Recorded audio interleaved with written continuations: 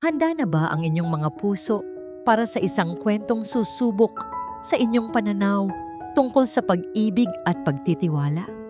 Halina't pakinggan natin ang isang paglalakbay na magpapatunay na kung minsan ang pinakamatamis na ngiti ang nagtatago ng pinakamaitim na balak. Sabi nila, ang tahanan ay kung nasaan ang puso. Pero paano kung ang mismong taong pinagkatiwalaan mo ng iyong puso ang siya palang dahan-dahang dudurog nito? Ating tunghayan ang kwento ni Hiraya Alcantara, isang babaeng muling matututong lumaban, hindi para sa pag-ibig, kundi para sa kanyang buhay. Ang huling alaala ni Hiraya ay ang nakakasilaw na ilaw, isang pares ng nagngangalit na liwanag na sumasalubong sa kanila sa gitna ng madilim na kalsada. Pagkatapos ay ang nakabibinging tunog ng bumibigay na bakal, ng salaming nababasag at nagiging libu-libong piraso ng bituin sa dilim. Isang malakas na pag-uga, isang matalim na sakit, at pagkatapos wala na. Tanging ang dagat ng kadiliman. Ngayon, ang kadilimanang yon ay unti-unting napapalitan ng isang malabong liwanag. Hindi ang liwanag ng araw, kundi ang artipisyal na puting ilaw ng isang kwarto. May paulit-ulit na tunog, isang mahina, dekuryenteng bip, bip, bip, na tila pumipintig kasabay ng isang pusong hindi kanya. Nasaan ako? Sinubukan niyang imulat ang kanyang mga mata, ngunit tila may 100 librong nakadagan sa kanyang mga talukap. Sinubukan niyang igalaw ang kanyang mga daliri, ngunit hindi sila sumunod. Ang kanyang mga braso, mga binti, ang kanyang buong katawan, lahat ay parang hindi na bahagi ng kanyang pagkatao. Mga batong walang buhay na nakakabit sa kanyang isipan. Pumapasok ang mga tunog, ang mahinang ugong ng aircon, ang kaluskos ng sapatos sa sahig, at isang boses na kilalang-kilala niya. Opo, General. Opo. Ginagawa po nila ang lahat, sabi ng boses, si Kildan, ang asawa niya. Naramdaman ni Hiraya ang isang munting pag-asa. Ligtas siya. Narito si Kildan. Huwag po kayong mag-alala. Babantayan ko siya. Hindi ako aalis sa tabi niya. Patuloy ni Kildan. May lambing sa kanyang boses, isang uri ng pag-aalalang nagbigay ginhawa sa naguguluhang diwa ni Hiraya. Gusto niyang magsalita, sabihing, nandito ako, mahal, naririnig kita. Pero walang salitang lumabas. Tanging ang sigaw sa loob ng kanyang isipan. Narinig niya ang pag-click ng teleponong ibinababa. Isang buntong hininga. Pagkatapos ay katahimikan. Isang katahimikang mas nakakabingi kaysa sa tunog ng aksidente. Ilang sandali pa, may isa pang tunog. Ang marahang pag-click ng takong ng sapatos ng isang babae. Papalapit. May huminto sa tabi ng kanyang kama. Isang amoy, ang lumutang sa hangin. Pamilyar, mamahalin. Ngunit isang pabangong hindi dapat naririto. Kamusta na ang ating Sleeping Beauty? Isang boses ng babae ang bumasag sa katahimikan. Malamig, mapang-asar. Si Silvana, anong ginagawa niya rito? Tanong ng isip ni Hiraya. Si Silvana Vergara ay isa sa mga kaibigan niya sa alta sosyedad. Isang babaeng palaging may matamis na ngiti, ngunit may matalas na mga mata. Wala pa ring pagbabago, sagot ni Kildan. At sa pagkakataong ito, nawala na ang lahat ng lambing sa kanyang boses. Napalitan ito ng pagkainip. Ayon sa doktor, we just have to wait. Pero alam mo na, hindi tayo pwedeng maghintay lang. Narinig ni Hiraya ang pagbuhos ng likido sa isang baso. Kumusta ang meeting sa board? Tanong ni Silvana. Nakuha ko na ang tiwala nila, lalo na ng matanda. Sagot ni Kildan. Ang matanda? Ang ama niya, si General Lacan Riego, ang tinutukoy nito. Ibinigay niya sa akin ang temporary authority para pamahalaan ang Alcantara Holdings habang nagpapagaling ang kanyang nag-iisang anak. May halakhak si Silvana, isang halakhak na parang tunog ng nababasag na kristal. Ang dali naman pala nilang mauto. Akalain mo, Ang isang general, naloko ng isang nangiti mo lang? Hindi lang na nangiti ko, mahal, sabi ni Kildan. Naramdaman ni Hiraya ang paglubog ng kama sa kanyang tabi. Umupo ito, malapit sa kanya. Dala na rin ang pagiging perpektong asawa ko sa loob ng 5 taon. Isang mahusay na pag-arte, hindi ba? Hindi makahinga si Hiraya. Ang hangin sa kanyang baga ay tila naging yelo. Anong sinasabi nila? Pag-arte? Isang kasinungalingan ang lahat? So ano ang plano sa Villa Esmeralda? Tanong ni Silvana. At sa mga stocks niya sa ibang kumpanya, kailangan na nating simulan ang pag-liquidate bago pa may makahalata. Hinay-hinay lang, sabi ni Kildan. Naramdaman ni Hiraya ang kanyang kamay na humaplos sa kanyang buhok. Isang haplos na dati nagbibigay sa kanya ng kapayapaan. Ngunit ngayon ay parang haplos ng isang ahas. Kailangan nating maging maingat. Ang mahalaga ay nasa atin na ang kontrol. Kapag tuluyan nang naisalin ang lahat sa pangalan ko, mas madali na ang susunod na hakbang. Ang susunod na hakbang. Paulit-ulit na umaling-awngaw ang mga salitang yon sa isip ni Hiraya. Ang bawat beep ng makinang nakakabit sa kanya ay parang martilyong pumupukpok sa kanyang sentido. Gaano pa katagal?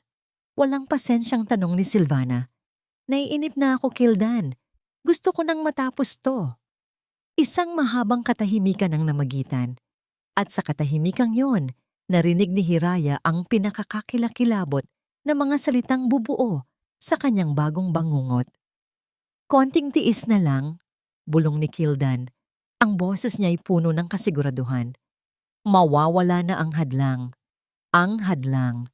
Siya ang hadlang. Ang pag-asang naramdaman ni Hiraya kanina ay biglang naging purong lagim. Hindi ito isang masamang panaginip. Ito ang katotohanan. Ang lalaking pinakasalan niya, ang ama ng kanyang 3 anak, ang lalaking pinagkatiwalaan niya ng kanyang buhay at pangarap, ay ang mismong nagpaplano ng kanyang katapusan. Naramdaman niya ang pagtayo ni Kildan. Narinig niya ang mga yabag nito palayo. Kasunod ang mga takong ni Silvana. Ngunit bago sila tuluyang umalis, bumalik si Kildan. Lumapit ito sa kanyang tainga. Naamoy niya ang hininga nito. Isang hiningang dati amoy pagmamahal. Ngayoy amoy kamatayan. Matulog ka na ng mahimbing, mahal ko. Bulong nito. Sa isang tinig na ginagamit nito tuwing gabi bago sila matulog. Isang tinig na puno ng lambing, ngunit ngayon, puno ng lason. At sa paghuni ng nagsasarang pinto, naiwan si Hiraya sa nakabibinging katahimikan ng silid, nakakulong sa sarili niyang katawan habang ang kanyang kaluluwa ay sumisigaw. Isinara ni Kildan ang pinto ng silid ni Hiraya at kasabay ng marahang pagklik nito ay ang pagbabago sa kanyang mukha. Ang bakas ng pagmamahal na sinadya niyang iwan sa kanyang mga labi kanina ay napalitan ng isang manipis na linya ng pagkasuklam. Hinugot niya ang isang panyo mula sa kanyang bulsa at pinunasan ng labi na para bang may duming kailangan niyang alisin. Sa loob ng 5 taon, pinag-aralan niya ang bawat kilos, ang bawat salita, ang bawat ngiti. Binuo niya ang kanyang sarili para maging ang perpektong asawa, ang perpektong manugang. Ang lahat ay isang mahabang pag-eensayo para sa sandaling ito. At ngayon, oras na para sa pinakamahalagang pagtatanghal. Natagpuan niya si General Lacan Riego sa pribadong waiting room ng ospital. Nakaupo, nakasandig ang mga siko sa tuhod, at ang mukhay nakasubsob sa kanyang malalaking palad. Ang makapangyarihang general, ang taong kinatatakutan sa mundo ng negosyo at militar, ay mukha na lamang isang ordinaryong ama na nagdadalamhati. Isang amang mahina. Lumakad si Kildan papalapit. Sinadya niyang gawing mabigat ang bawat hakbang. Tila pasan niya ang buong daigdig. Umupo siya sa tabi ng general. Hindi nagsalita sa simula. Hinayaan niyang ang katahimikan ang magsalita para sa kanya. Isang katahimikang nagsasabi ng pag-aalala, ng pagod, ng walang hanggang pagdaramdam. General, sa wakas ay sabi niya, Ang boses ay sadyang pinagaralgal. Tumingala ang general. Ang mga mata nito'y namumula at pagod. Kildan, anak, may sinabi ba ang mga doktor? Umiling si Kildan at yumuko. Wala pa rin pong pagbabago. Matatag si Hiraya pero kailangan niyang lumaban. Hinayaan niyang mabasag ang kanyang boses sa huling salita. Isang perpektong pag-arte ng isang pusong nasasaktan. Tinapik ng general ang kanyang balikat. Salamat sa pagbabantay sa kanya, iho. Hindi ko alam ang gagawin ko kung wala ka. Ito na ang pagkakataon. Tumingin si Kildan sa general. Mga matay puno ng sinseridad na huwad. Huwag po kayong magsalita ng ganyan, general. Pamilya tayo. Gagawin ko po ang lahat para kay Hiraya. Para sa mga anak namin. Sila ang buhay ko. Isang buntong hininga ang pinakawalan ng general. Ang kumpanya. Ang Alcantara Holdings. May board meeting bukas. Hindi ko kayang harapin yon ngayon. Ang isip ko'y nasa anak ko lang. Naiintindihan ko po. Mahinang sagot ni Kildan. Hayaan niyo pong ako na ang bahala. Ako na po muna ang sasalo. Para paggising ni Hiraya, maayos ang lahat. Iyon po ang gugustuhin niya. Nakita ni Kildan ang pagliliwanag sa mga mata ng general. Isang liwanag ng pasasalamat at tiwala. Ang isda ay kumagat na sa pain. Makalipas ang isang oras, habang naglalakad sa pasilyo ng ospital, palayo sa silid ni Hiraya, idinayal niya ang numero ng kanyang abogado. Attorney, sabi niya, ang boses ay naging malamig at direkta. Ihanda mo na ang special power of attorney, full administrative control sa lahat ng assets at business interests ni Hiraya Alcantara. Ipadala mo sa ospital sa lalong madaling panahon. Ang general na mismo ang pipirma. Masusunod, Mr. Montenegro, sagot ng abogado sa kabilang linya. Ibinaba niya ang tawag at nagpatuloy sa paglalakad hanggang sa makarating sa isang abandonadong hagdanan. Doon, tinawagan niya si Silvana. Success! Bungad niya, hindi na maitago ang nangiti sa kanyang boses. Talaga? Narinig niya ang pananabik sa boses ni Silvana. Ibinigay na niya? Hindi pa, pero malapit na. Pagmamayabang ni Kildan. Ang galing kong umarte, mahal. Kung may Oscar Awards lang para sa mga manugang, panalo na ako. Umiiyak pa ang matanda sa balikat ko kanina. Labis ang pasasalamat niya sa akin. Isang malutong na halakhak ang narinig niya mula kay Silvana. Kawawang general. Kung alam lang niya na ang ahas na kinukupkop niya ang siyang tutuklaw sa kanya. Ito pa lang ang simula, Silvana. Kapag napasa akin na ang kapangyarihan, sisimulan na nating ilipat ang mga pondo. Unti-unti nating sasairin ang kaban ng yaman ng mga Alcantara hanggang sa wala nang matira. Pagkatapos ng tawag, bumalik si Kildan sa kanyang sasakyan sa parking lot. Bago niya ito paandarin, kinuha niya ang kanyang wallet at inilabas ang isang litrato, ang kanilang wedding photo. Si Hiraya, nakangiti ng pagkatamis-tamis. Ang mga matay kumikinang sa pag-ibig at pagtitiwala. At siya, sa tabi nito, nakangiti rin. Isang ngiting pinraktis niya ng libu-libong beses sa harap ng salamin. Isang perpektong maskara. Hinaplos ng kanyang daliri ang mukha ni Hiraya sa litrato. Ngunit walang init. Walang pananabik. Tanging ang lamig ng kanyang galit. Naalala niya ang mukha ng kanyang sariling ama, isang mukhang puno ng desperasyon, bago ito tuluyang sumuko sa buhay, matapos wasakin ng isang business deal na pinangunahan ni General Lacan Riego. Ang utang ay dapat bayaran, General, sabi niya sa kanyang isip. Dugo sa dugo. At ang anak mo, ang pinakamamahal mong si Hiraya, siya ang magiging kabayaran. Itinago niya ang litrato. Ilang sandali pa, tumunog ang kanyang telepono. Isang mensahe mula sa kanyang abogado. The document is on its way. Bumalik siya sa loob ng ospital. Naabutan niya ang general na kausap ang isang staff. Hawak na nito ang folder na naglalaman ng dokumento. Lumapit si Kildan. General, Sigurado po ba kayo rito? Tanong niya. Sa huling pagsisikap na ipakita ang kanyang pag-aatubili, ang kanyang kababaang loob. Buo ang loob ko, Kildan, sabi ng general. Tiningnan siya ng may buong pagtitiwala. Ikaw ang asawa ng anak ko. Ikaw ang ama ng mga apo ko. Kanino ko pa ba ipagkakatiwala ito? Inabot ng general ang isang mamahaling pluma. Kinuha ni Kildan ang dokumento at inilatag sa isang mesa. Itinuro niya ang linyang nangangailangan ng pirma. Pinanood ni Kildan ang bawat galaw ng pluma sa kamay ng general. Ang marahang pagguhit ng tinta sa papel. Ang tunog ng dulo ng pluma na kumikiskis sa dokumento ay parang musika sa kanyang pandinig. Ito ang tunog ng kanyang tagumpay, ang tunog ng pagbagsak ng isang imperyo. Nang iangat ng general ang pluma, tapos na ang lahat. Ang susi sa kaharian ng Alcantara ay nasa kanyang mga kamay na. Sa loob ng 30 taon, ang mga kamay ni Ginhawa ang nag-alaga kay Hiraya. Ang mga kamay na ito ang nagpunas ng kanyang mga luha noong siya'y bata pa, ang nagluto ng kanyang mga paboritong pagkain at ang humaplos sa kanyang buhok hanggang sa siya'y makatulog. Kilala niya ang bawat ngiti, bawat hikbi, bawat kislap sa mga mata ng kanyang alaga. Kaya naman, sa bawat sandaling nakikita niya si Ginoong Kildan, may isang bagay sa loob niya ang hindi mapakali. Kaninang umaga, dinala ni Kildan ang 3 bata, sina Sinag, Alon at Dampi, upang bisitahin ang kanilang ina. Pinanood sila ni Ginhawa mula sa sulok ng silid. Niyakap ni Kildan ang mga bata, hinalikan sa noo, at binigyan ng mga mamahaling laruan. Ngunit ang mga ngiti ni Ginoong Kildan ay hindi umaabot sa kanyang mga mata.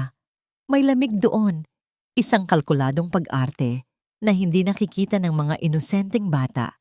Ngunit para kay Ginhawa, ito'y kasing linaw ng sikat ng araw. Daddy, is Mommy sleeping? Tanong ng maliit na si Sinag. Ang kanyang boses ay puno ng pag-aalala. Oo, anak. Nagpapahinga lang si Mommy para kapag gumising siya, malakas na siya ulit. Sagot ni Kildan. Ang boses ay perpektong nagpapahayag ng pag-aaruga. Ngunit nakita ni Ginhawa ang mabilis na pagsulyap nito sa relo. Ang pagkainip. Ang pagnanais na matapos na ang palabas na ito. Hindi nagtagal. Dumating si Silvana Vergara. Dala-dala ang isang basket ng mga prutas na halatang hindi niya personal na pinili. Nagbigay ito ng isang matamis na ngiti sa mga bata. Ngunit nang magtama ang kanilang mga mata ni Ginhawa, nakita niya ang pagkayamot at pagmamataas. Yaya, maaari mo na bang ihatid ang mga bata sa labas? Para makapaglaro sila. Utos ni Silvana, ang tono ay hindi pakiusap kundi isang kautusan. Masusunod po, ma'am. Magalang na sagot ni Ginhawa. Kahit na kumukulo ang dugo niya. Habang akay-akay niya ang mga bata palabas, narinig niya ang mahinang sabi ni Silvana kay Kildan. They're getting in the way. Sa buong maghapon, ang mga eksenang yon ay paulit-ulit na naglaro sa isip ni Ginhawa. May mali. Isang malaking kamalian. Nang gumabi at umalis na ang lahat maliban sa naka-duty na nurse sa labas, pumasok si Ginhawa sa silid ni Hiraya. Umupo siya sa upuang katabi ng kama, kinuha ang malambot at walang buhay na kamay ng kanyang alaga at nagsimulang magsalita. Hiraya, anak! Bulong niya. Ang boses ay puno ng pagmamahal. Nandito lang si Yaya. Hindi kita iiwan. Naaalala mo ba noong bata ka pa? Kapag natatakot ka sa dilim, kinakantahan kita hanggang sa makatulog ka. Ikinuwento niya ang mga masasayang alaala. Ang unang araw nito sa eskwela, ang kanyang debut, ang araw ng kanyang kasal. Habang nagsasalita siya, pinagmamasdan niyang mabuti ang mukha ni Hiraya, naghahanap ng kahit anong senyales, kahit isang munting kislap ng pag-asa. Ang tatay mo, nag-aalala ng lubos, at ang mga anak mo, hinahanap-hanap ka nila. Patuloy niya, ang boses ay nagsimula ng manginig. Alam kong malakas ka, Hiraya. Lumaban ka, anak. Para sa kanila. Para sa sarili mo. At noon niya nakita isang butil ng luha. Dahan-dahan itong gumulong mula sa gilid ng mata ni Hiraya, bumagtas sa kanyang sentido at nawala sa kanyang buhok. Isa lang, ngunit sapat na yon. Hindi siya natutulog, hindi siya manhid. Nakikinig siya, nakakaramdam siya, nandoon siya, nakakulong. Biglang bumalik sa alaala ni Ginhawa ang isang pag-uusap nila ni General Lacan Riego. Ilang araw bago ang kasal ni Hiraya at Kildan. Nasa hardin sila ng Villa Esmeralda. Ginhawa, sabi ng general, ang boses ay seryoso. Mahal na mahal ko ang anak ko. At si Kildan, mukha naman siyang mabuting tao. Pero hindi mo masisisi ang isang ama na mag-ingat. Inabutan siya nito ng isang maliit na papel na may numero. Ito ang numero ng pinagkakatiwalaan kong tao. Itago mo. At mula sa araw na ito, huwag mong pababayaan ang anak ko, maging mata at tenga ko. Kung may mapansin kang kakaiba, gaano man kaliit, ipaalam mo agad. 5 taon niyang itinago ang bilin na yon. Iniisip na marahil ay sobra lang ang pag-aalala ng general. Ngayon, naiintindihan na niya ang lahat. Napuno ng determinasyon ang puso ni Ginhawa. Hindi na siya isang simpleng yaya lamang. Isa siyang bantay, isang sundalo sa sarili niyang paraan.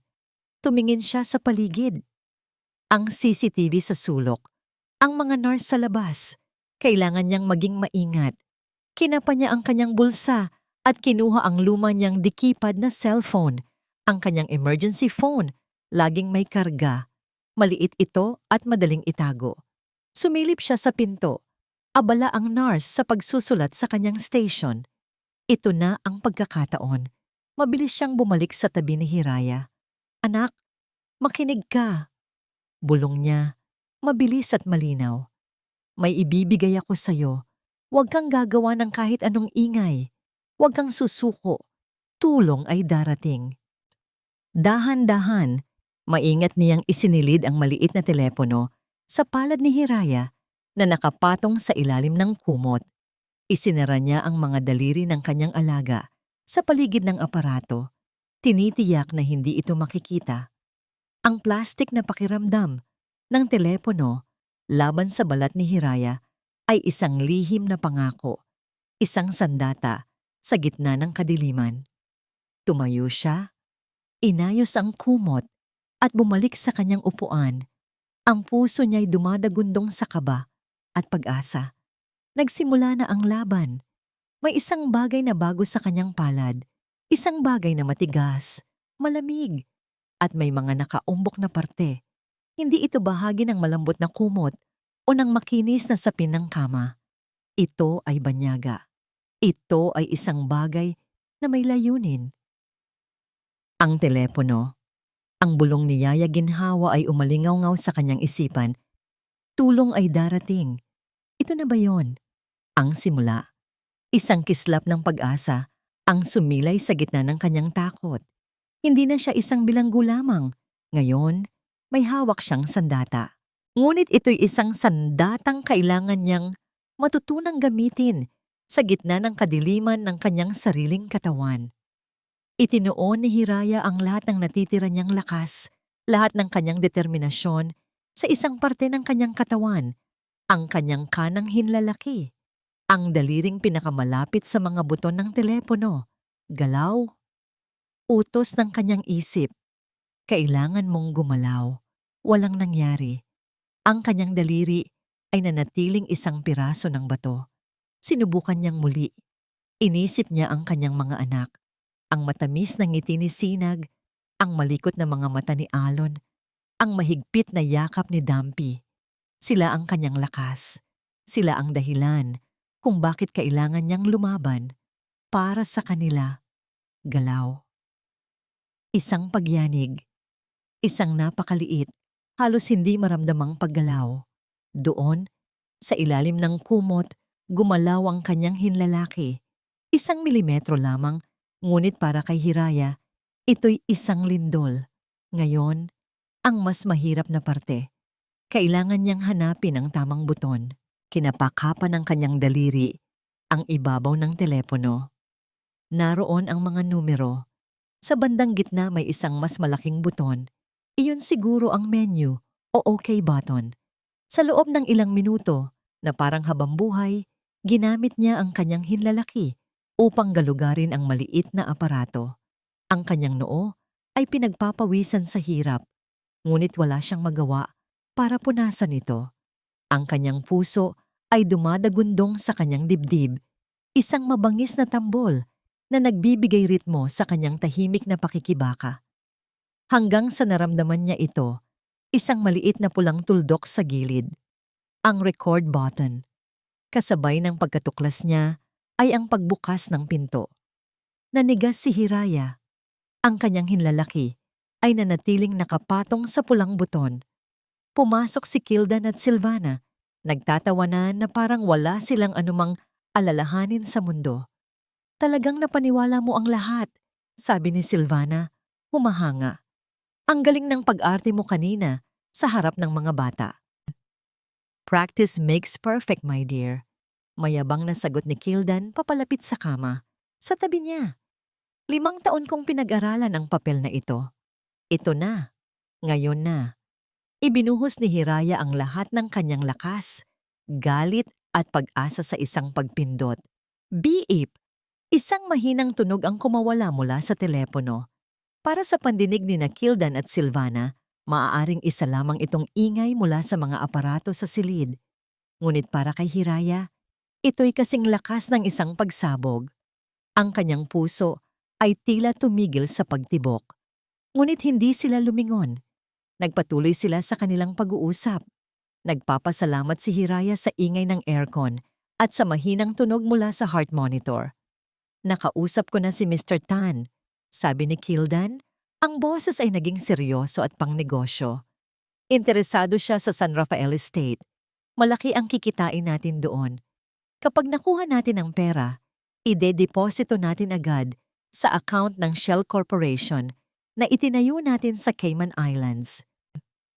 Sigurado ka bang hindi ito matutunton pabalik sa atin? Tanong ni Silvana. Imposible. Ang kumpanya ay nakapangalan sa isang taong hindi umiiral. At sa oras na malaman ng matanda ang tungkol sa bentahan, ang pera ay malinis na at wala na sa Pilipinas. Ang lahat ng sisi ay mapupunta sa nawalang asawa niya na nag-iwan sa kanya ng isang bangkaroteng kumpanya. Ang bawat salita ay parang kutsilyong tumatarak sa puso ni Hiraya. Ngunit ngayon, ang bawat salita ay ebidensya. Ang bawat salita ay isang bala na gagamitin niya laban sa kanila. Kailangan niyang isave ang recording. Muli, ang pakikibaka. Ang paghahanap sa tamang buton. Isang maling pindot at lahat ay mawawala. Sinubukan niyang pindutin ang malaking buton sa gitna. Iyon marahil ang stop o save. Humakbang si Kildan palapit pa sa kama. Tignan mo siya, sabi nito. Ang boses ay puno ng pagkasuklam. Payapang natutulog, walang kamalay-malay. Akala niya na panalunan niya ang jackpot. Hindi niya alam, siya ang naging susi sa kanyang sariling pagkawasak. Sa huling pagkakataon, diniinan ni Hiraya ang gitnang buton. Click! Isang napakahinang tunog. Ang tunog ng pag-save ng file. Ngunit sa katahimikan ng gabi, ito'y naging kapansin-pansin. Biglang huminto si Kildan sa pagsasalita. Ang kanyang mga mata ay nanliit. Dahan-dahan siyang lumingon. Ang kanyang tingin ay nakatuon hindi sa mukha ni Hiraya, kundi sa kumot kung saan nakatago ang kamay nito. Ikiniling niya ang kanyang ulo. Anong tunog yun? Nanigas ang buong katawan ni Hiraya. Kung mayroon pa mang bahagi nito na kaya pang manigas. Ang tanong ni Kildan ay parang isang matalim na sibat na nakatutok sa kanyang dibdib. Ang bawat tibok ng kanyang puso ay isang pagsabog sa loob ng kanyang tainga. Ito na ba ang katapusan? Mahuhuli ba siya? Huwag kang gumalaw. Huwag kang huminga.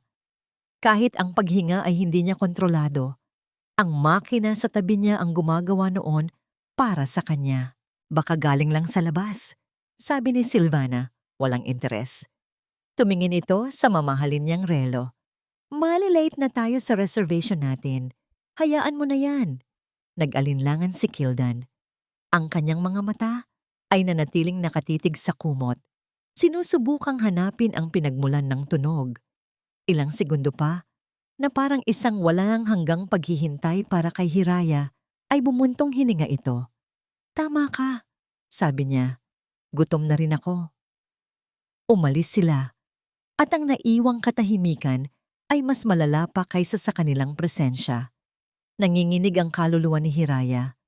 Nakaligtas siya, ngunit sa anong halaga? Ang bawat pagbisita nila ay isang laro ng Russian roulette. Kinabukasan, ang pagsubok ay naging mas personal, mas masakit. Dinala ni Kildan ang mga bata. Narinig muna niya ang kanilang mga boses mula sa pasilyo, mga boses na parang musika, ang pinakamagandang tunog sa mundo para sa kanya. Mommy! Mommy! Sigaw ni Alon, ang kanyang gitnang anak, kasabay ng pagbukas ng pinto. Naramdaman ni Hiraya ang paglubog ng kama nang umakyat ang kanyang mga anak. Yumakap sa kanyang hindi gumagalaw na katawan. Naamoy niya ang kanilang buhok. Amoy araw, amoy gatas, amoy inosente. Gusto niyang yumakap pabalik, halikan ang kanilang mga pisngi, at sabihing mahal na mahal niya sila.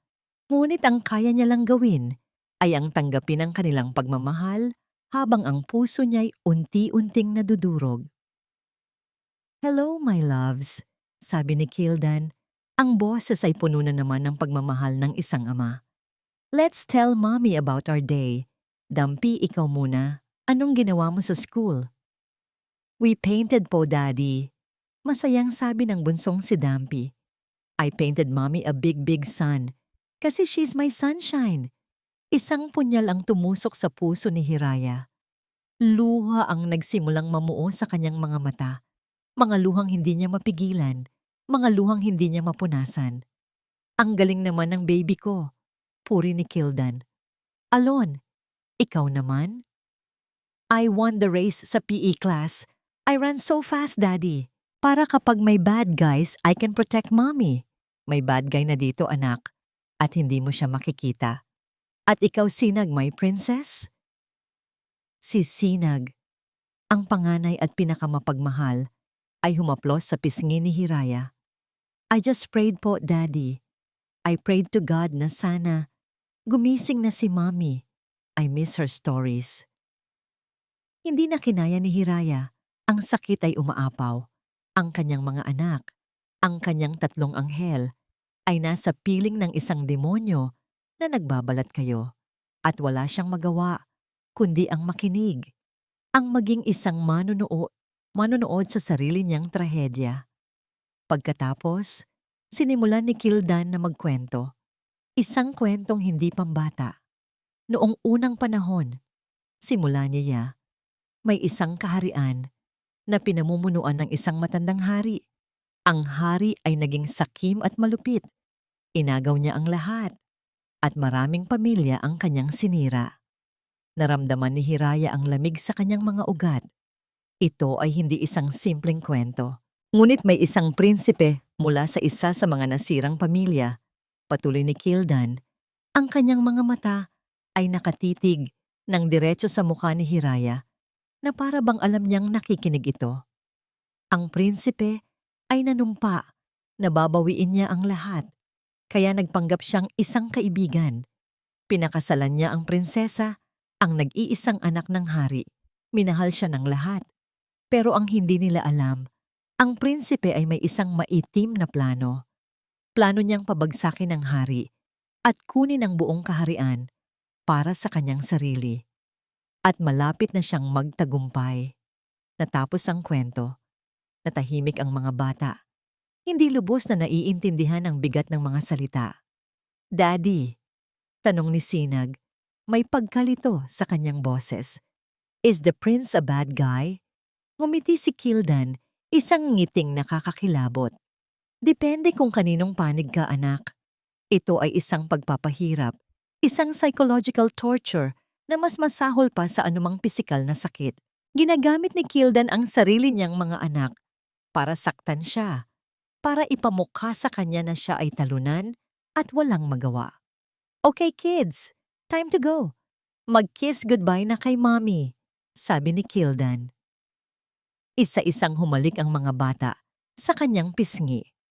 Ang kanilang mga halik ay mainit at puno ng pag-ibig, ang tanging bagay na nagpapanatili sa kanyang pag-asa. Nang makaalis na ang mga bata kasama ang yaya, naiwan si Kildan. Akala ni Hiraya ay aalis na rin ito, ngunit hindi. Lumapit ito. Ang mukha niya ay ilang pulgada na lamang ang layo sa kanya. Ang kanyang mga mata ay puno ng pagtatagumpay at galit. Wala nang maskara. Yumuko siya na para bang hahalik sa kanyang noo. Ngunit sa halip na halik, ang kanyang mga labi ay halos hindi dumampi sa kanyang balat habang siya ay bumubulong. Isang bulong na para lamang sa kanya. Isang bulong na naglalaman ng purong lason. Para ito sa pagwasak ng ama mo sa pamilya ko. Anya, ang bawat salita ay mabagal at puno ng puot. Magbabayad kayong lahat. At sa sandaling iyon, isang bagay ang nangyari sa loob ni Hiraya. Ang sakit at kawalan ng pag-asa ay biglang nag-alab at naging isang nagngangalit na apoy. Ang takot ay naging galit.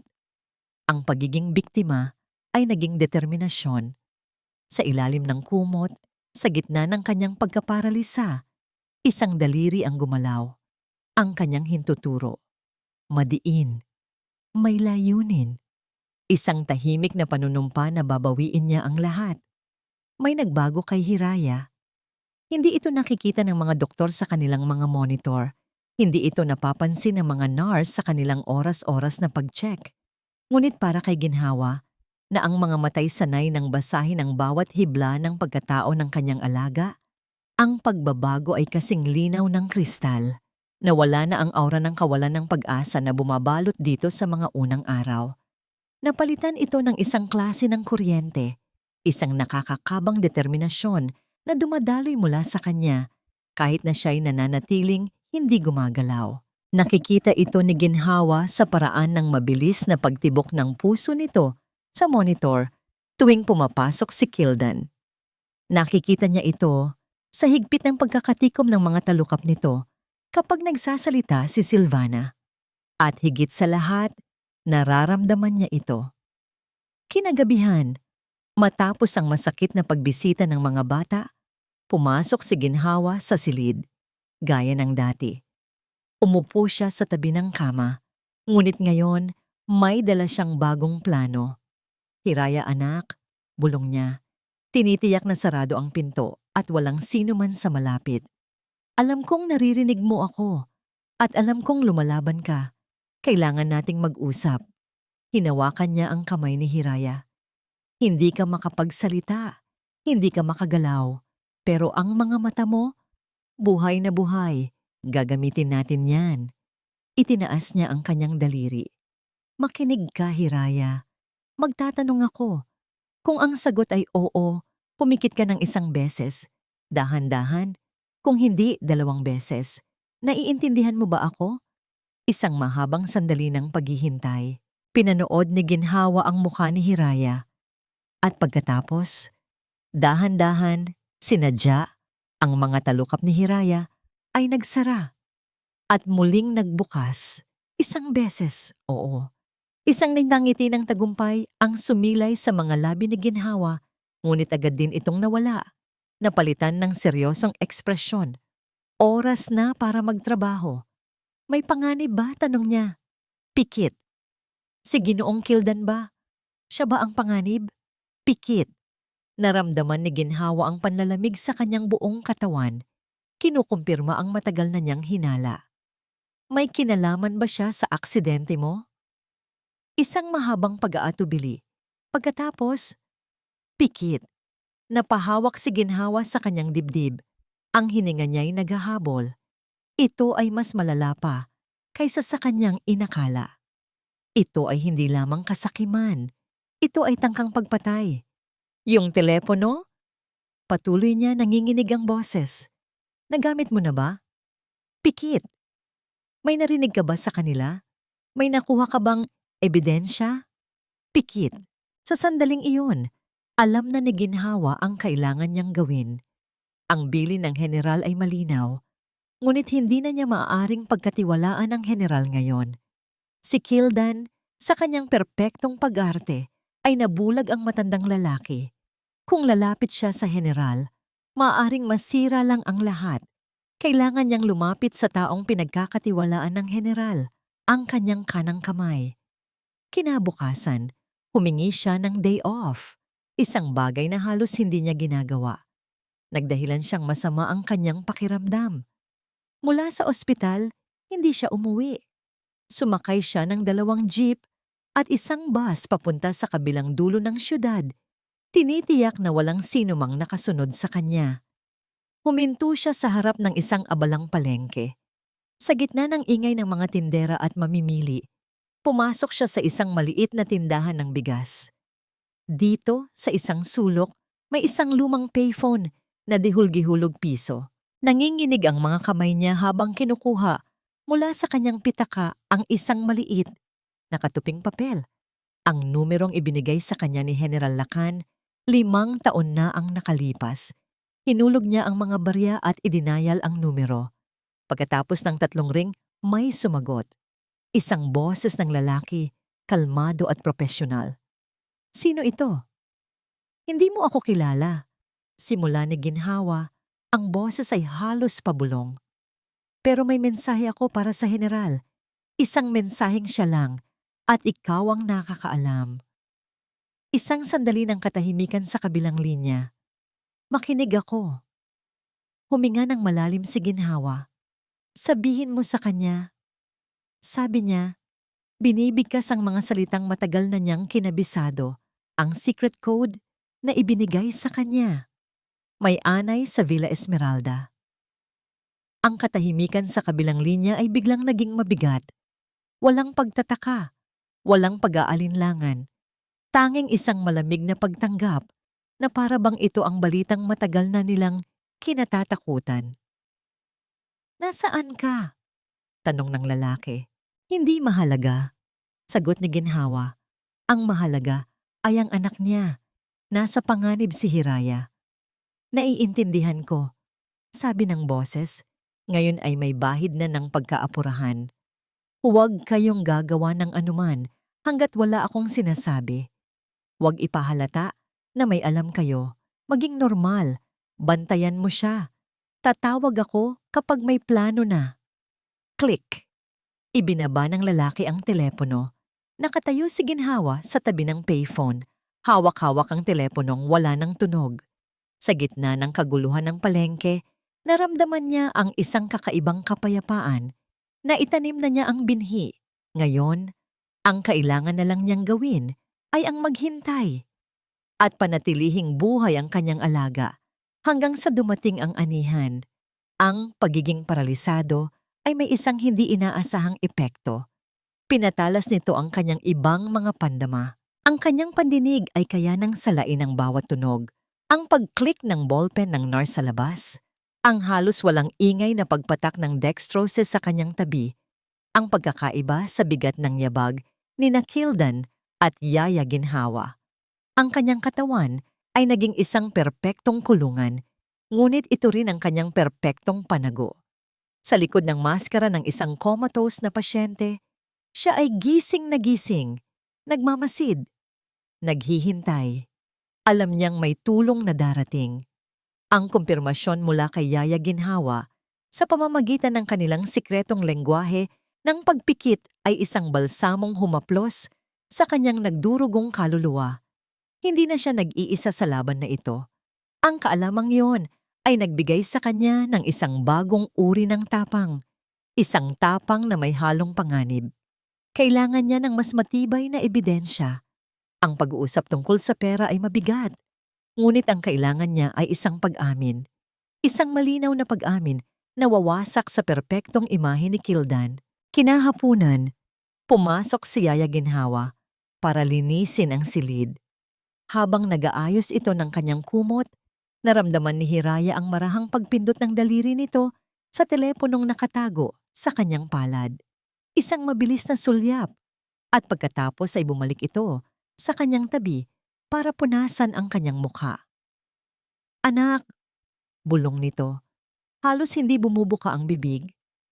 Konti na lang ang baterya.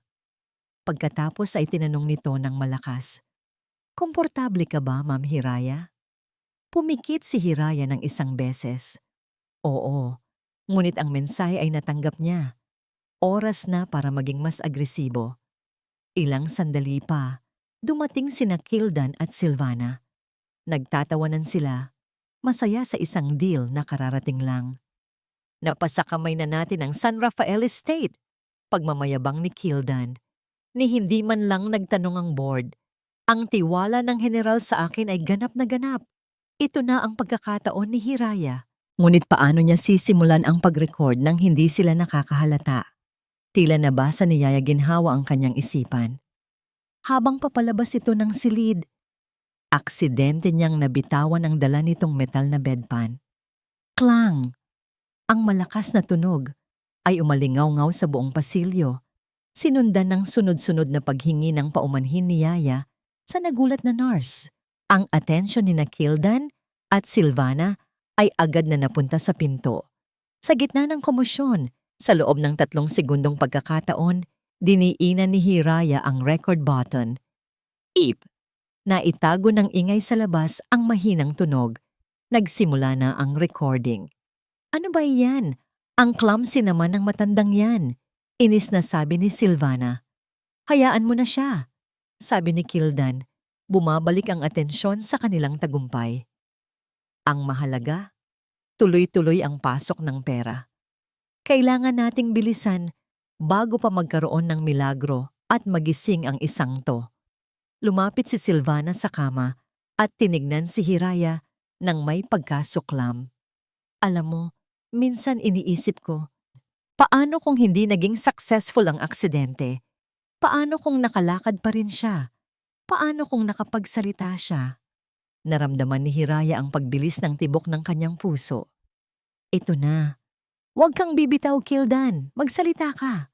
Isang mapagmataas na ngiti ang gumuhit sa mga labi ni Kildan. Lumapit ito at tumayo sa tabi ni Silvana. Parehong nakatingin sa kanya'y na parang isang tropeo. "Kaya nga plinano ko ang lahat ng mabuti, mahal." Pagmamalaki nito. Walang preno. Isang blind curve.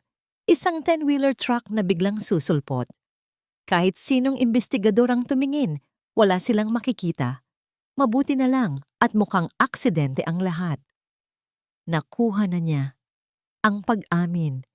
Ang malamig, walang kaluluwang pag-amin sa tangkang pagpatay sa kanya. Ngunit hindi pa tapos si Silvana. Yumuko ito. Ang mukha'y malapit sa kanya, na para bang gusto nitong ipasok ang bawat salita sa kanyang isipan. "Pero ang pinakamagandang parte ng plano mo," sabi ni Silvana, ang boses ay isang nakalalason na pulot, "ay ang pagpili sa kanya. Perpekto siya. Maganda, mayaman at higit sa lahat, ang tanga niya para magtiwala sa iyo ng lubusan." Ang mga salitang yon ay mas masakit pa kaysa sa salpukan ng sasakyan. Dahil totoo, naging tanga siya. Nabulag siya ng pag-ibig ng isang pekeng pag-ibig na siya mismo ang nagtayo sa kanyang isipan. Kailangan na niyang itigil ang recording. Kailangan niyang isave ito. Ngunit sa gitna ng kanyang galit at tagumpay, naramdaman niya ang isang bagay na kakaiba sa kanyang palad. Isang bahagyang panginginig mula sa telepono. Isang huling, desperadong hudyat. Low battery. Dali-dali niyang sinubukan na pindutin ang save button. Ang kanyang hinlalaki, na pagod na sa mga nagdaang araw ng pakikibaka, ay tila ayaw sumunod. Umalis na sina Kildan at Silvana. Iniwan siyang muli sa katahimikan. Ngunit ang katahimikan ngayon ay puno ng isang bagong uri ng pangamba. Nang sa wakas ay mapindot niya ang buton, ang maliit na panginginig ng telepono ay tumigil.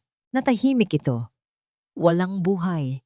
Hindi niya alam Kung na-save ba ang huling pag-uusap, hindi niya alam kung may natira pa siyang sandata. Ang tanging alam niya ay ubos na ang kanyang oras.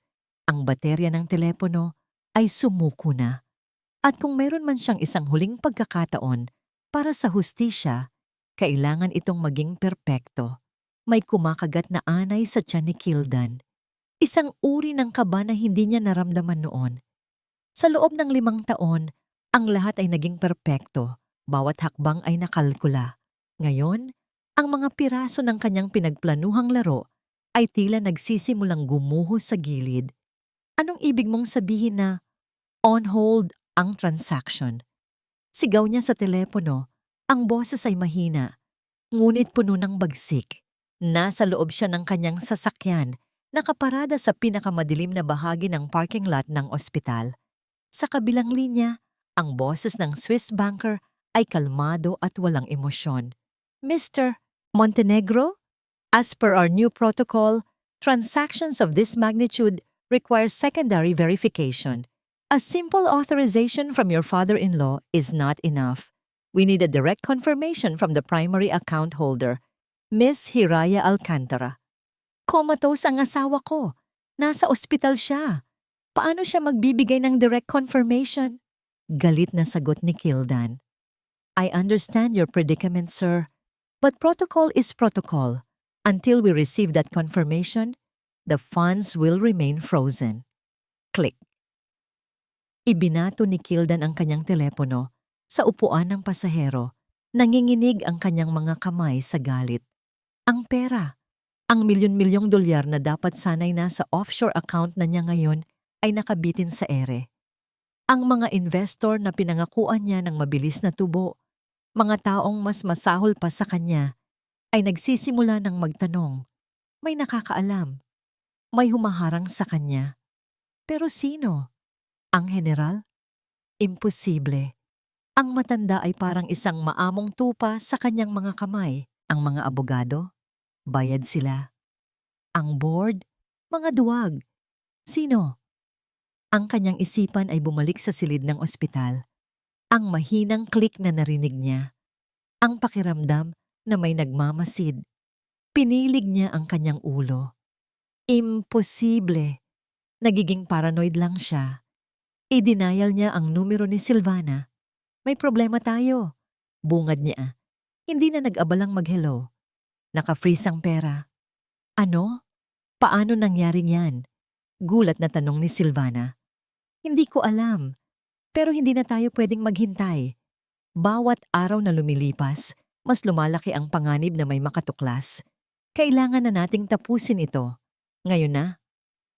Isang sandali ng katahimikan. Narinig ni Kildan ang kaba sa paghinga ni Silvana. Anong ibig mong sabihin? Kung wala na ang primary account holder, ang full control ng assets ay mapupunta sa akin bilang asawa at legal guardian ng mga bata. Base sa pinirmahan ng general, paliwanag ni Kildan, ang bawat salita ay malamig at matalim. Walang ng secondary verification na kakailanganin. Magiging malinis ang lahat. Kildan, sigurado ka ba ngayong gabi? Wala na tayong pagpipilian, Silvana. Gusto mo bang mapunta sa kulungan? O gusto mong maging bilyonaryo sa isang pribadong isla? Pumili ka. Sige, nanginginig na sagot ni Silvana. Anong gagawin natin? Magkita tayo sa ospital mamayang hating gabi. Magsuot ka ng damit ng nurse. May nakuha akong access card mula sa isa sa mga staff. Dadaan tayo sa service entrance. Titiyakin kong walang tao sa floor na yon. Paano natin gagawin? Isang simpleng pag-pull ng plug. Ibabagsak natin ang power sa kwarto niya for a few seconds. Sapat na para tumigil ang life support. Pag binalik natin, it will look like a medical equipment failure. Isang trahedya, isang malungkot na aksidente. Pagkatapos ng tawag, sumandal si Kildan sa kanyang upuan. Ang puso niya'y dumadagundong hindi sa takot, kundi sa excitement. Ito na ang huling hakbang, ang dulo ng kanyang mahabang paghihintay. Binuksan niya ang isang secret app sa kanyang bagong telepono. Isang app na konektado sa surveillance system ng ospital. Ilang linggo na ang nakalipas, nagbayad siya ng malaki sa isang IT technician para bigyan siya ng backdoor access. Nakita niya ang live feed mula sa kamera sa labas ng silid ni Hiraya. Si Yaya Ginhawa ay nag-aayos ng mga bulaklak. Isang nurse ang naglalakad sa pasilyo.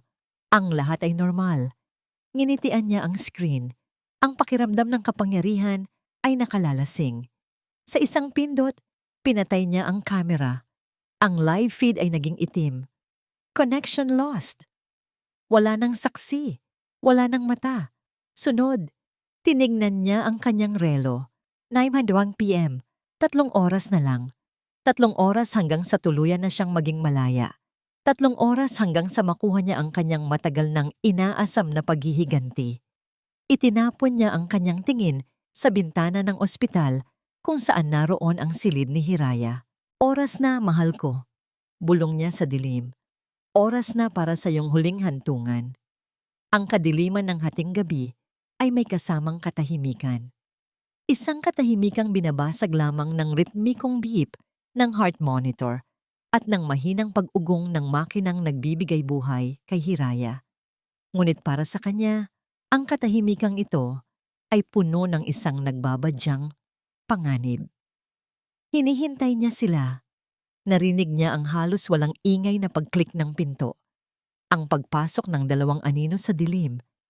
Ang amoy ng pabango ni Silvana na ngayon ay may halong takot. At ang amoy ni Kildan, amoy ng kasakiman at desperasyon. Ang bilis! Bulong ni Silvana. Nanginginig ang boses. Gawin mo na! Hindi siya sumagot. Narinig ni Hiraya ang kanyang mga yabag. Dahan-dahan, sinasadya, papalapit sa pader kung saan nakasaksak ang mga aparato. Bawat hakbang ay isang dagundong sa kanyang dibdib. Sa likod ng kanyang mga matang nakapikit, si Hiraya ay hindi na ang babaeng umiiyak. Ang kanyang isipan ay kasing talim ng isang patalim, kasing lamig ng yelo. Inulit-ulit niya sa kanyang isip ang plano na binuo nila ni Yaya Ginhawa sa pamamagitan ng pagpikit ng mata. Maghintay sa tamang sandali. Huwag matakot. Naramdaman niya ang pagtigil ni Kildan. Narito na ito, sa tabi ng pinagmumulan ng kanyang hininga, ng kanyang buhay. Nakikita niya sa kanyang imahinasyon ang kamay nitong nakaangat. Handa nang bunutin ng saksakan. Handa nang tapusin ang lahat. Hindi pa, sabi ng isang boses sa kanyang isip. Isang segundo pa. Nakita ni Kildan ang berdeng ilaw mula sa power outlet. Ito na. Isang mabilis na pagbunot, ilang segundo ng katahimikan, at pagkatapos ay isasaksak niya ulit. Isang technical failure, isang malinis na pagtatapos. Yumuko siya para hawakan ang plug. At sa sandaling iyon, sa gitna ng dilim na pinangungunahan lamang ng mga ilaw mula sa monitor, isang bagay ang nangyari. Dumilat si Hiraya.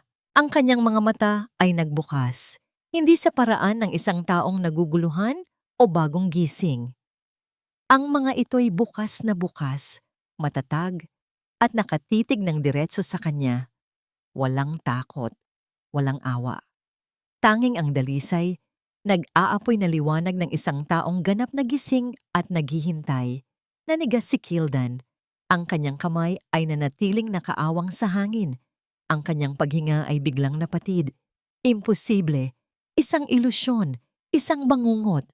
Ngunit ang mga matang yon ay hindi nawala. Patuloy itong nakatitig sa kanya, humuhusga. Blag! Ang pinto ng silid ay bumukas. Nang may malakas na puwersa, bumangga sa pader. Ang liwanag mula sa pasilyo ay bumuhos sa loob. Kasunod ang anino ng maraming tao. Huwag kayong gagalaw. Isang malakas na sigaw ang umalingaw-ngaw. Nasilaw si Kildan at Silvana. Paglingon nila, nakita nila si General Lacanriego, nakatayo sa may pinto.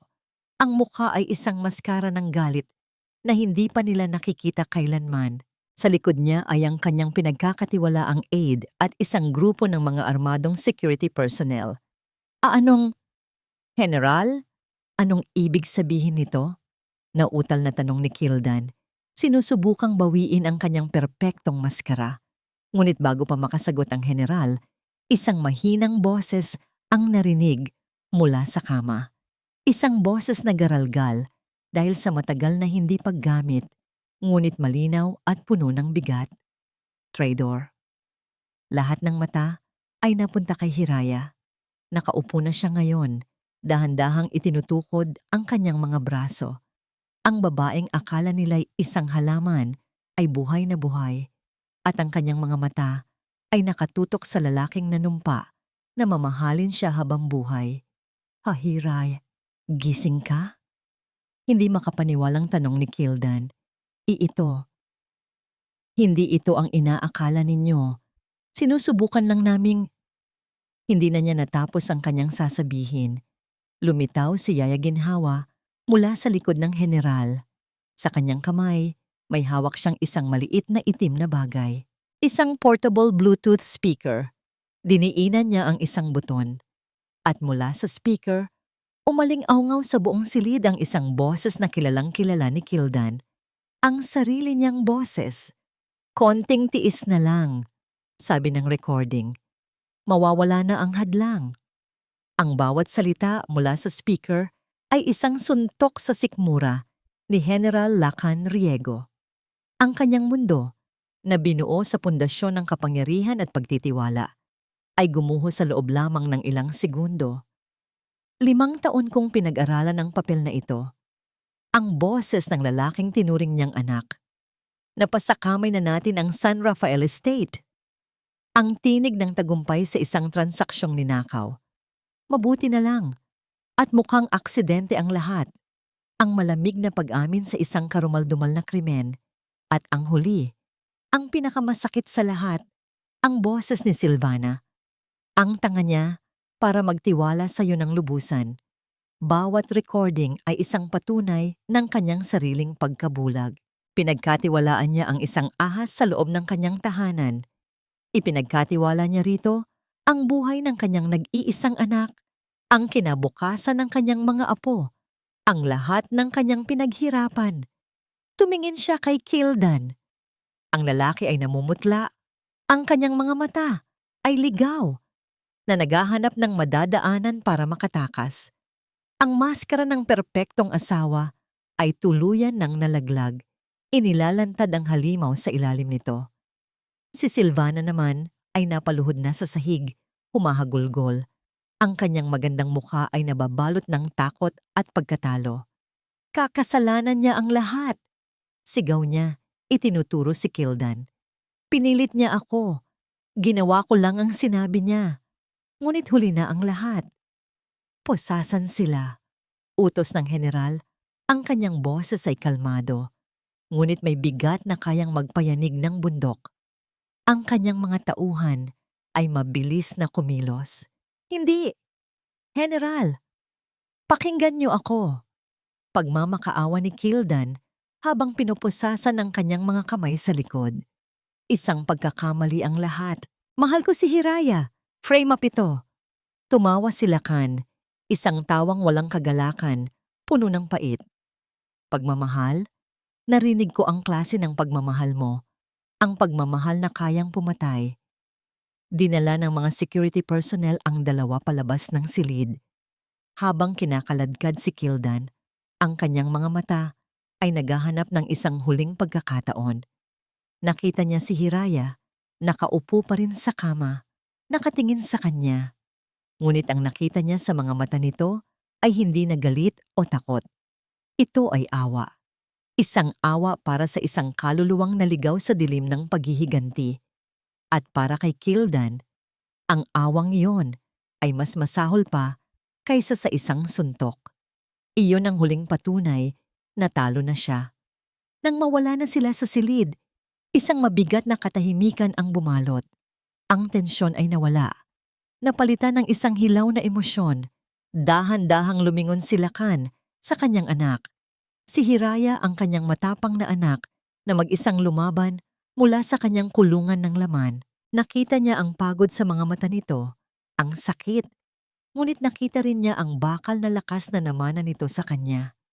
Lumuhod siya sa tabi ng kama. Ang makapangyarihang general na hindi kailanman yumukod kanino man ay lumuhod sa harap ng kanyang anak. "Anak," sabi niya, ang kanyang boses ay nabasag. "Patawarin mo ako." Ang mga luha na kanina pa niya pinipigilan ay bumuhos na. Mga luha ng pagsisisi, mga luha ng isang amang nabigo. "Pinabayaan kita. Nagtiwala ako sa kanya. Muntik ka nang mawala sa akin dahil sa akin. Patawarin mo ako, Hiraya." Hinawakan ni Hiraya ang kamay ng kanyang ama. Ang kanyang mga daliri ay mahina pa, ngunit ang hawak niya ay mahigpit. "Hindi mo kasalanan, Papa," sabi niya. Ang kanyang boses ay mahina pa rin. "Pareho tayong naging biktima ng kanyang panlilinlang. Iyon lang ang kailangan marinig ni Lakan." Niyakap niya ang kamay ng kanyang anak at doon umiyak. Inilalabas ang lahat ng sakit, takot, at pasasalamat na naipon sa kanyang dibdib. Makalipas ang 1 buwan, ang araw ay sumisikat ng maliwanag sa hardin ng ospital. Dahan-dahang itinulak ni Yaya Ginhawa ang wheelchair kung saan nakaupo si Hiraya. Ito ang unang pagkakataon niyang makalabas. Unang pagkakataong maramdaman ang init ng araw at ang sariwang hangin sa kanyang balat matapos ang mahabang panahon. Sa di kalayuan, naghahabulan sa damuhan ang kanyang 3 anak. Ang kanilang mga tawanan ay parang musika. Pinapanood sila ni Hiraya, isang maliit na ngiti ang sumilay sa kanyang mga labi. Ang katawan niya ay mahina pa. Ang daan tungo sa ganap na paggaling ay mahaba pa. Ngunit sa kauna-unahang pagkakataon sa loob ng maraming buwan, naramdaman niyang malaya siya. Ang hari-harian na binuo sa kasinungalingan ay bumagsak na. Ngayon, oras na para itayo ang sarili niyang kaharian. Isang kahariang nakabatay sa katotohanan, katatagan, at pagmamahal. Ang laban para sa kanyang buhay ay tapos na. Ngunit ang laban para sa kanyang bagong buhay ay nagsisimula pa lamang. Ang bawat hakbang ay isang laban. Isa pa, Hiraya. Kaya mo yan. Nakakapit ng mahigpit si Hiraya sa parallel bars ng therapy room. Ang bawat kalamnan sa kanyang mga binti ay nanginginig sa hirap.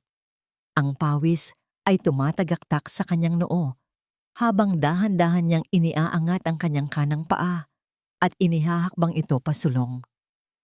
Ang utak niya ay nag-uutos, ngunit ang kanyang katawan ay tila isang dayuhang mabagal sumunod. Ang dating simpleng paglalakad ay naging isang napakahirap na gawain, isang paalala ng pinsalang idinulot ng aksidente. "Magaling," sabi ng kanyang physical therapist, isang babaeng may malumanay na ngiti at matatag na mga kamay. Hinga ng malalim. Ngayon, ang kaliwa naman. Pagod na siya. Gusto na niyang bumalik sa kanyang wheelchair at magpahinga. Ngunit pagkatapos ay tinitignan niya ang isang litratong nakapatong sa maliit na mesa sa sulok ng silid. Isang litrato ng 3 niyang anak na nakangiti. At ang pagod ay napapalitan ng determinasyon. Para sa kanila, lalaban siya. Para sa kanila, muli siyang tatayo sa sarili niyang mga paa. Ilang buwan na ang lumipas mula noong gabing iyon sa ospital. Ang mga sugat sa kanyang katawan ay unti-unti nang naghihilom, ngunit may mga sugat na mas malalim, mas mahirap gamutin. Ang pagtataksil ni Kildan ay parang isang basag na salamin.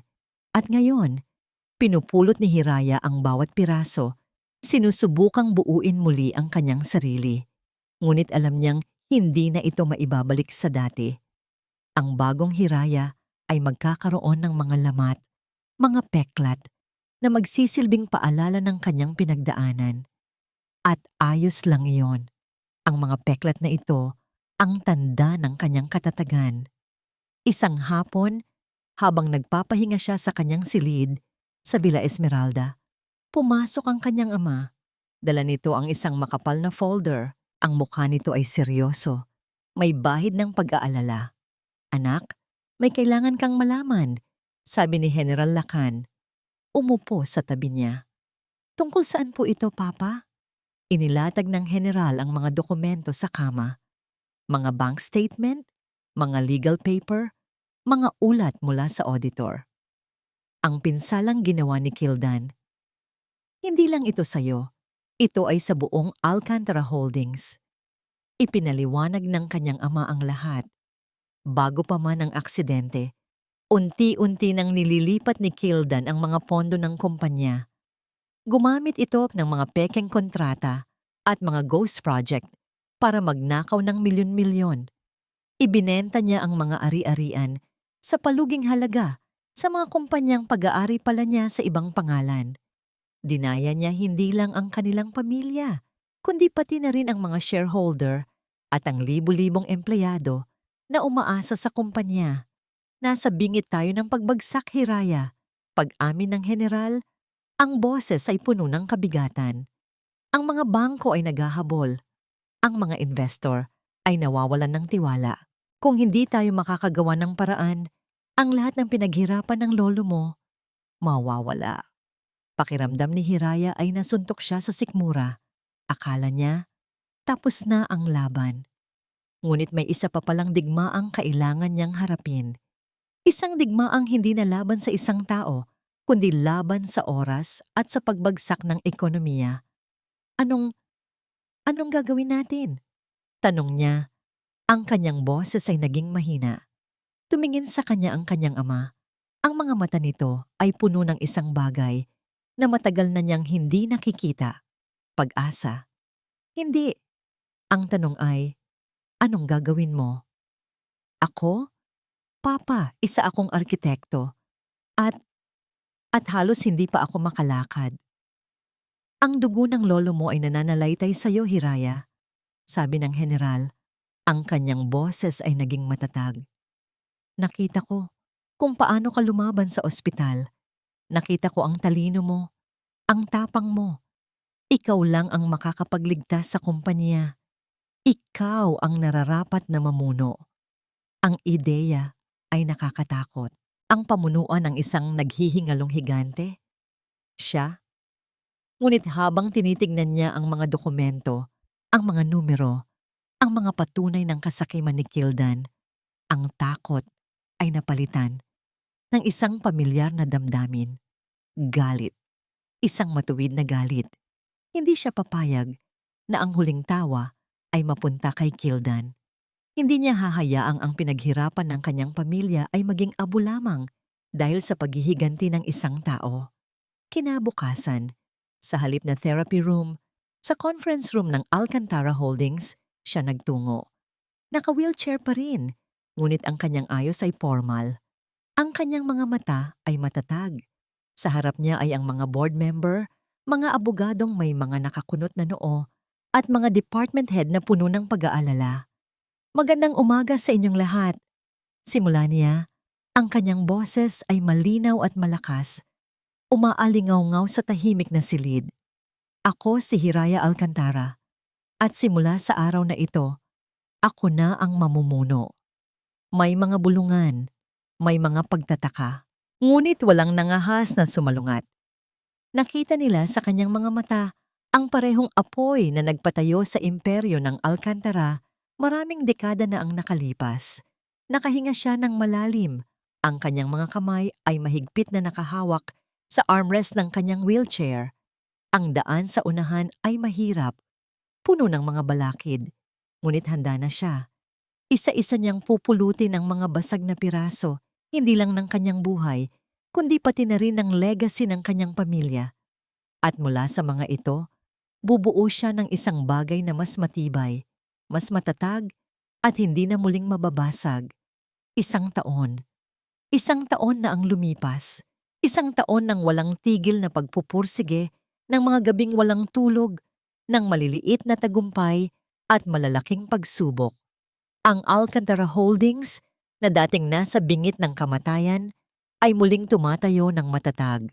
Sa ilalim ng pamumuno ni Hiraya, nagawa niyang muling makuha ang tiwala ng mga investor, isa-isang ayusin ang mga nasirang kasunduan, at maglunsad ng mga bagong proyekto na nagpakita ng kanyang talino bilang isang arkitekto at ng kanyang tapang bilang isang leader. Ang mga balita sa negosyo ay hindi na tungkol sa iskandalo, kundi tungkol sa The Alcantara Miracle at sa babaeng nasa likod nito. Hindi na siya gumagamit ng wheelchair. Ang kanyang mga hakbang ngayon ay tiyak at puno ng kumpiyansa. Ang tanging palatandaan ng kanyang pinagdaanan ay isang halos hindi halatang pilay kapag siya ay pagod na. Isang peklat na buong pagmamalaki niyang dinadala. Isang gabi, habang tinatapos niya ang ilang papeles sa kanyang opisina sa Villa Esmeralda, nakabukas ang telebisyon sa sulok. Isang pamilyar na mukha ang lumitaw sa screen. Si Kildan Montenegro, ngunit hindi na ito ang makisig at aroganteng lalaki na kanyang nakilala. Ang kanyang buhok ay magulo, ang kanyang mga mata ay walang buhay, at ang kanyang katawan ay nakasuot ng kulay kahel na uniporme ng isang bilanggo. Ibinaba na ng korte ang hatol kay Kildan Montenegro, sabi ng news anchor. Guilty sa mga kasong attempted murder, syndicated estafa, at falsification of public documents. Hinatulan siya ng habambuhay na pagkakakulong nang walang posibilidad ng parol. Hindi kumurap si Hiraya, walang galit, walang saya. Tanging isang pakiramdam ng pagsasara ng pagtatapos ng isang kabanata. Ang hustisya ay naibigay na. Ang multo ng kanyang nakaraan ay tuluyan ng ikinulong. Pinatay niya ang telebisyon. Tapos na. Kinabukasan bago pa man sumikat ang araw, ginising niya ang kanyang 3 anak. "Saan po tayo pupunta, Mami?" tanong ni Alon. Kinukusot pa ang kanyang mga mata. "Sa isang espesyal na lugar," nakangiting sagot ni Hiraya. Nagmaneho sila patungo sa baybayin sa isang pribadong beach na pag-aari ng kanilang pamilya. Ito ang lugar kung saan siya madalas dalhin ng kanyang ama noong bata pa siya. Ito ang lugar ng kanyang mga pinakamasayang alaala. Nang marating nila ang dalampasigan, ang langit sa silangan ay nagsisimula ng magkulay rosas at ginto. Hinubad nilang lahat ang kanilang mga tsinelas at naramdaman ang malamig at basang buhangin sa kanilang mga paa. "Habulan tayo!" sigaw ni Alon, at nagsimula ng magtakbuhan ang mga bata sa tabi ng tubig. Ang kanilang mga halakhak ay sumasabay sa tunog ng mga alon. Umupo si Hiraya sa buhangin, pinapanood sila. Si Sinag, na ngayon ay isang matapang na ate, inaalalayan ang kanyang mga kapatid. Si Alon, ang kanyang maliit na tagapagtanggol, na tumatakbo na parang walang kapaguran. At si Dampi, ang kanyang sikat ng araw, na tumatawa sa bawat hampas ng alon sa kanyang mga paa. Sila ang kanyang bakit. Sila ang dahilan kung bakit siya lumaban. Sila ang kanyang tunay na yaman, ang kanyang tunay na imperyo. Lumapit sa kanya si Yaya Ginhawa, na tahimik na sumunod sa kanila, dala-dala ang isang kumot at isang termos ng mainit na tsokolate. "Masaya sila, Hiraya," sabi ng matanda. Umupo sa kanyang tabi. "Masaya po ako, Yaya," sagot ni Hiraya. Isang tunay na ngiti ang gumuhit sa kanyang mga labi. Pinanood nila ang dahan-dahang pag-angat ng araw mula sa abot-tanaw. Ang liwanag nito ay unti-unting tinaboy ang mga natitirang anino ng gabi. Pinapaliwanag ang buong kalangitan. Isang bagong umaga, isang bagong simula. Ipinikit ni Hiraya ang kanyang mga mata. Naramdaman niya ang dampi ng hangin sa kanyang mukha. Narinig ang tawanan ng kanyang mga anak. Naamoy ang alat ng dagat. Ang bagyo ay tapos na. Ang mga basag na piraso ng kanyang buhay ay hindi na nakakalat. Nabuo na niya ang mga ito para lumikha ng isang bago at mas magandang mosaik. Isang larawan ng isang babaeng sinubok ng pagtataksil, ngunit pinatatag ng pag-ibig. Hindi na siya ang asawa ni Kildan Montenegro. Hindi na siya ang biktima. Siya si Hiraya Alcantara, isang ina, isang leader, isang survivor, at higit sa lahat malaya. At dito po nagtatapos ang kwento ni Hiraya. Isang kwentong nagturo sa atin na kahit sa pinakamadilim na gabi ng pagtataksil at kawalan ng pag-asa, palaging may sisikat na bagong umaga. Ang tunay na lakas ay hindi nasusukat sa yaman o kapangyarihan, kundi sa kakayahang bumangon mula sa pagkakadapa, pulutin ang mga basag na piraso at buuin muli ang sarili ng mas matatag kaysa dati. Maraming salamat po sa inyong walang sawang pagsubaybay at pakikinig sa aming kwento. Naway may napulot kayong aral at inspirasyon mula sa paglalakbay ni Hiraya. Kung meron kayong mga saloobin o komento tungkol sa kwento, huwag po kayong mag-atubiling i-share sa comment section sa ibaba. Anong uri ng kwento ang gusto ninyong marinig sa susunod? Gusto naming malaman ang inyong opinyon. Hindi dito nagtatapos ang ating paglalakbay. Marami pa pong kwentong kasing ganda at mas puno ng aral dito sa aming channel. Kung nagustuhan nyo ang kwentong ito, i-like, i-share sa pamilya at mga kaibigan at mag-subscribe na rin para lagi kayong updated sa mga susunod pa naming kwento. I-click nyo ang notification bell para kayo ang unang makarinig kapag may bago kaming upload. Pagpalain po kayo ng Panginoon, kayo at ang inyong buong pamilya. Hanggang sa muli.